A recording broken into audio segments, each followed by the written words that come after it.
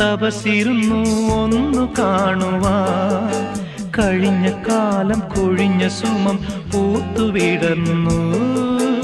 ഒരു യുഗം ഞാൻ തപസിരുന്നു ഒന്നു കാണുവാൻ. കഴിഞ്ഞ കാലം കൊഴിഞ്ഞ സുമം പൂത്തുവിടർന്നു. മൂകമാമെൻ മനസ്സിൽ ഗാനമായി നീയുണർന്നു.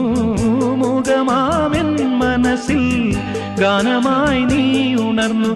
ഹൃദയമൃദുല തന്ത്രിയേന്തി ദേവാമൃതം.